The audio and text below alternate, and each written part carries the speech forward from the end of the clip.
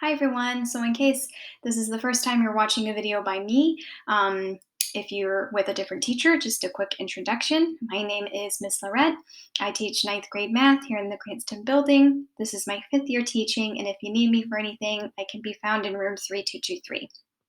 So we're going to be taking notes on sections 3.1 to 3.3 today, solving and graphing one-step inequalities. You'll need a notebook and something to write with. Okay, so take a moment to jot down these symbols in your notebook. We're going to quickly define them, and I'm hoping that you've seen all of these symbols at some point. We're going to read them left to right. That's how I'm going to interpret the meaning of these symbols. We're really only going to be using these four symbols here throughout this section, but I always like to throw the last one on there just so students know what it means. When reading left to right, this first symbol means greater than. The symbol below it means less than. These symbols here look like the greater and less than symbols, but they have a bar underneath it. That bar means or equal to. So this means greater than or equal to. And this symbol means less than or equal to. And then the last symbol, which is an equal symbol with a slash through it, simply means not equal. And again, we won't really use this, but I always like to just throw that on there. Okay, so something to kind of keep in mind when you're reading and writing inequalities, it's important to make sure that the symbol faces the correct direction. So for example, if I looked at this first inequality, it reads left to right, 5 is greater than 2.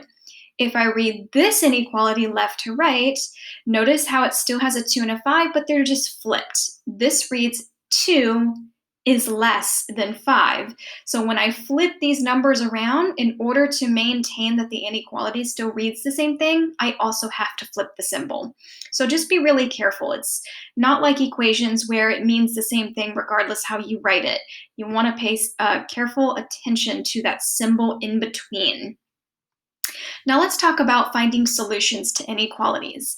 The solution to an inequality is the values that make that inequality true. Notice how I said values plural, not singular. It's not just one solution. An equation might just have one solution, one answer. An inequality might have a range of answers. So take a moment to jot this down in your notes, and then I'll show you how to check. Checking inequalities is very similar to checking equations. You're going to rewrite the inequality and replace the variable with a number and just use order of operations to evaluate. If it's a true statement, the number that you checked is a solution. If not, it's not a solution. So I'm going to test 17 first. So I'm going to rewrite this inequality. And where I see 3 times n, I'm going to change that to 3 times 17. And I'm just going to do my multiplication first and then add. So now I'm just using order of operations. So 17 times 3 is going to give me 51. And now I'm going to subtract these values last since their signs are different, and I get 49. Now, if this was an equation, 17 would be a solution, but you have to be really careful with inequalities. Read what this actually says. This says 49 is greater than 49. It does not say that they are equal. It does not say greater than or equal. It says greater than.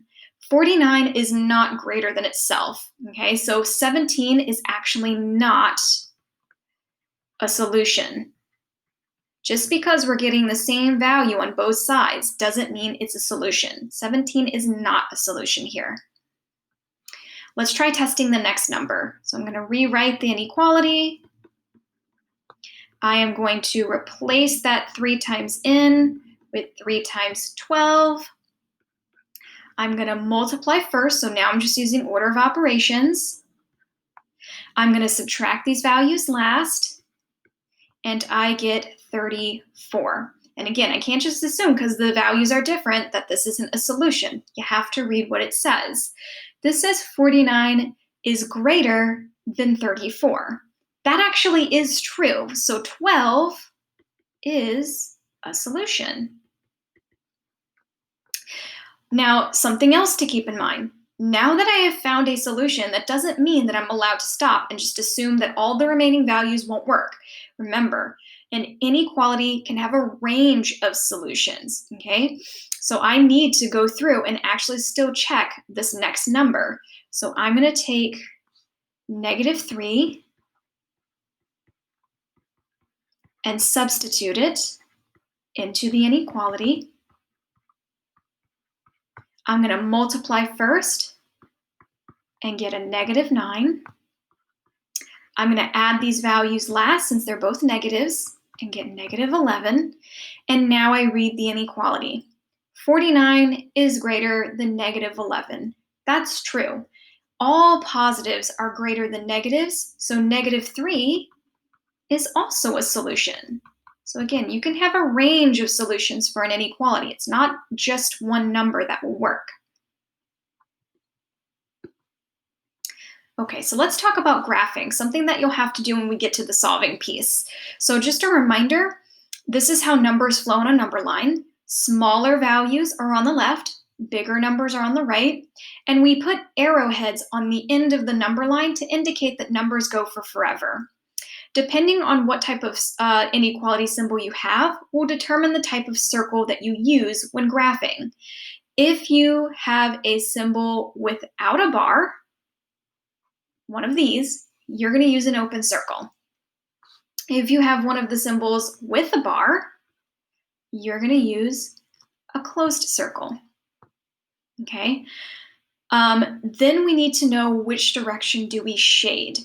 To do this, very important, you want to always read from the variable. Always, always, always, to determine which direction to shade. Always read from the variable. So if the variable is on the right, read left to right. If the variable is on the, if the variable is on the left, read left to right. If the variable is on the right, read right to left. So you would read backwards, kind of. So if you have some sort of greater than symbol, the variable is greater than, or the variable is greater than or equal to, you're going to shade to the right. Because as I mentioned, when we draw a number line, all the values that are bigger, that are greater, are to the right. If you have some sort of less than symbol, or less than or equal to, you're going to shade to the left. Just as I mentioned before, all the values that are smaller, that are less than, are on the left on a number line. Now, if you've never graphed inequalities before and all you're seeing right now are the rules, it might not make a lot of sense, but hopefully it will all come together when we start doing some examples with graphing. So make sure that you've got all of this in your notes, and let's do some practice problems where we apply those rules. So when I read this inequality, it says 2 is less than or equal to x. I'm going to graph it on a number line. I'm going to put 3 tick marks, and I'm going to put 2 in the center, and a smaller number to the left, and a bigger number to the right. And if you're one of my students, I don't care if these values are equidistant, but the teacher that you have might care if they are equidistant or not. So different teachers have different styles, so just make sure that you're numbering your number line in a way that your teacher expects you to. Above the 2 is where I put the circle.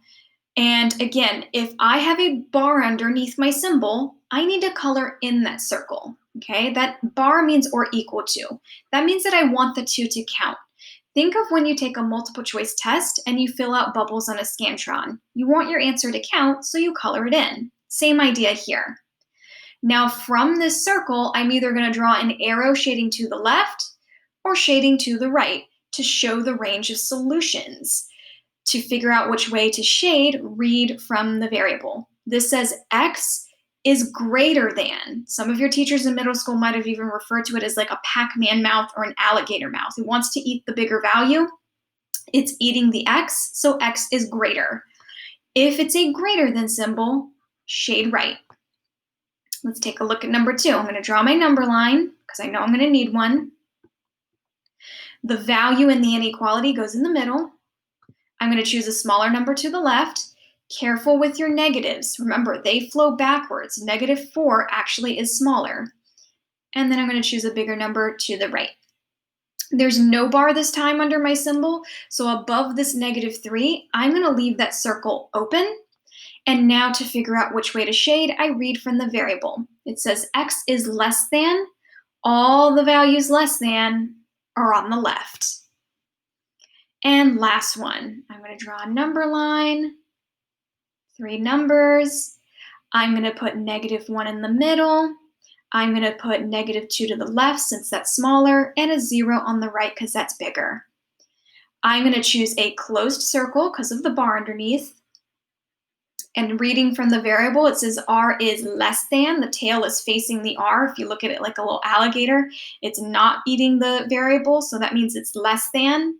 Less than means shade left.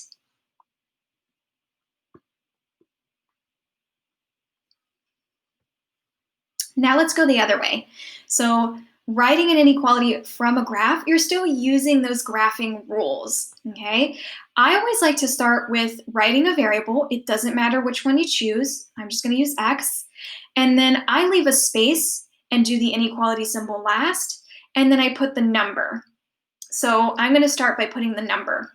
The number that you write in your inequality is going to be the number that sits where the circle is. So I want a -2 for this inequality. And now I need to determine, do I want my variable to be less than this number or greater than this number? So think of your graphing rules.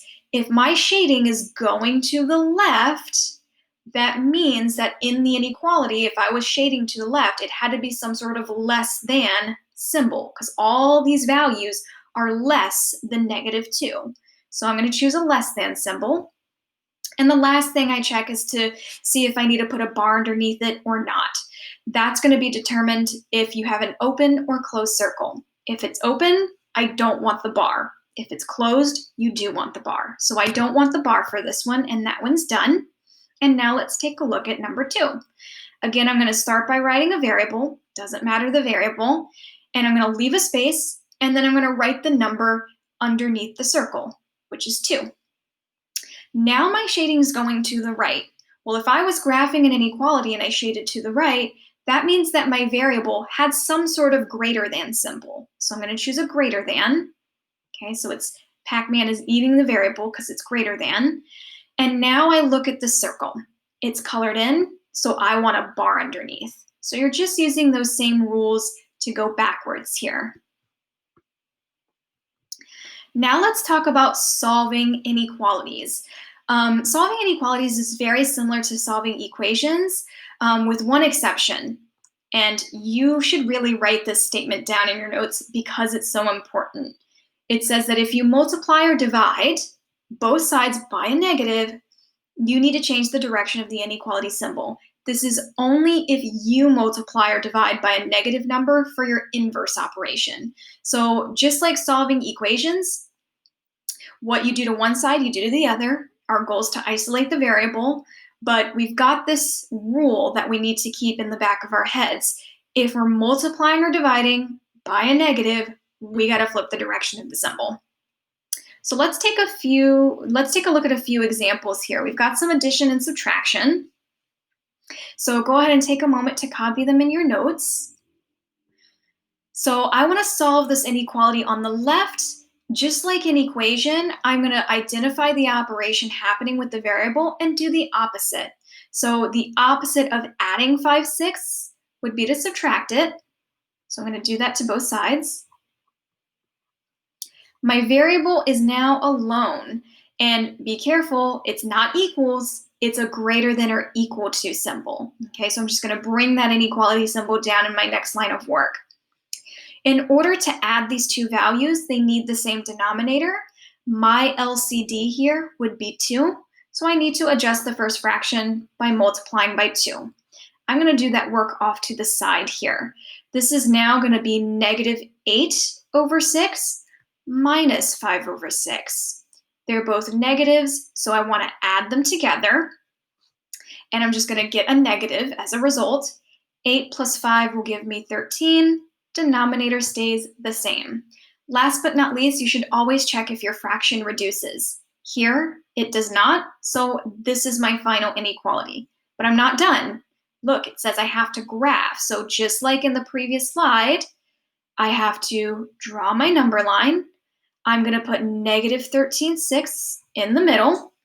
And to number fractions on a number line, I think the easiest way to do it is to just keep your denominator the same and then increase or decrease the numerator. So again, these are negatives, so be really careful. The number that appears bigger is actually smaller, and then negative 12 is actually bigger. Bar underneath means I want a closed circle. Variable is greater than, so I shade to the right. Okay, next problem. I see negative 16.2 plus x. Opposite of a negative is to add it. So I'm going to do that to both sides. X is now alone. I bring down the inequality symbol, don't change it to an equals. And signs are different here, so I do need to take their difference. For decimals, I'm going to align the decimal point. So I'm going to pretend they're both negatives, put the bigger one on top, smaller one on the bottom, and subtract. I'm going to have to borrow here. This is going to give me 5, 2, and 0. So it's a 2.5. My decimal just comes straight down into my answer. It's a positive because 16.2 is further from 0. And now I graph. 2.5 goes in the middle. And you could decrease this by a tenth. You could decrease it by 1. It really doesn't matter so long as the value that's on the left is smaller and the value on the right is bigger. Closed circle again, because there's a bar underneath, and reading from the variable, it says x is less than or equal. Less than means I shade left. And we'll wrap up with a few multiplication and division examples. So take a moment to copy these 3 in your notes, and I'll walk you through. Negative 7 times n is greater than negative 42. The opposite of multiplying is to divide. My variable is alone. I can do this quotient in my head. I should get a positive 6. Now be careful. Remember that rule that I said you should write down. I multiplied both sides by a negative. So that means that I need to flip the direction of my inequality symbol. So again, to reiterate, it's not based off the sign of the answer I'm getting. My answer's positive. So it's not based off of this. It's based off of the inverse operation you do. If the inverse operation that you are doing is a multiplication or division with a negative, and this number is negative, you have to flip the symbol. And now I graph my inequality. I'm just going to do 5, 6, 7, open circle because there's no bar. Reading from the variable, it says n is less than, shade left. Okay, next problem. X is being divided by a decimal. Inverse of division is to multiply. So I'm just going to bring the x value down. I don't need to flip my symbol here because I multiplied by a positive. 18.1 was positive. And then to get my product, I'm just going to do the work off to the side here. I'm going to stack the numbers. Now remember, when you multiply decimals, you're ignoring the decimals and you're pretending that they're integers and lining up the end digits. Here, by coincidence, my decimals do line up anyways, but just keep in mind that that's not what I'm doing to set up the problem. I'm looking at the end digits. And then I'm just going to multiply. So it's going to give me 4, 32, and 7. Drop a 0 to keep going. 3, 24, and 5. Add down the columns. 4, 5, 11, carry the 1, and 6. Now I need to adjust for where my decimal is. To adjust, I count up how many places I need to the right of the decimal. So I have 1, 2, places to adjust for to the right of the decimal. I'm going to move my decimal that's on the right to the left 2 times. So I'm getting 61.54, and it should be a negative because I had different signs. So again, even though my answer is negative, I didn't flip my inequality because the 18.1 in my inverse operation was a positive. And now I graph. I'm going to do negative 61.54 in the middle. And I'm just going to do negative 70 on the left because I know that's smaller. And I'm going to do negative 50 on the right. Again, your teacher might have specific requirements for how you number your number line in their class. So just make sure to verify with them. Open circle because no bar. Reading from the variable, it says x is less than. So I go left. And last problem. This negative fraction is touching the variable. That means multiplication. Opposite of multiplying is to divide, but remember, when you divide by a fraction, you end up multiplying both sides by the reciprocal anyways. So that's what we need to do here. The reciprocal of negative 7 over 2 is negative 2 over 7. They're going to cancel, and I'm just going to shift my work a little bit over here. Actually, maybe I can shrink some of this. Nope, I can't do that. Okay, it's okay. I'll just do my work a little further off to the right here. So my variable is going to be alone. Now, again, I am multiplying both sides by a negative. I got to flip that direction of the inequality, and now I can multiply what's on the left here. I'm going to look for places to cross-cancel and cross-reduce, since for me that's easier than reducing at the end. The only thing that I see that can cross-reduce here is the 7 and the 49. Both numbers are divisible by 7. 7 will turn into a 1. 49 divided by 7 gives me 7. And now I just multiply across. Negative times positive gives me negative. 2 times 7 gives me 14. And 1 times 19 gives me 19. I'm going to draw a number line. Negative 14/19 goes in the middle. And I'm just going to decrease my value in the numerator by 1 on the left and increase it by 1 on the right. And again, these are negatives, so it's going to look backwards. The number that looks bigger is actually smaller. I want an open circle again because there's no bar. And when I read this, it says n is less than, so I go left again. And that's it. I hope that you guys found these practice problems helpful, and I will see you guys next time. Take care.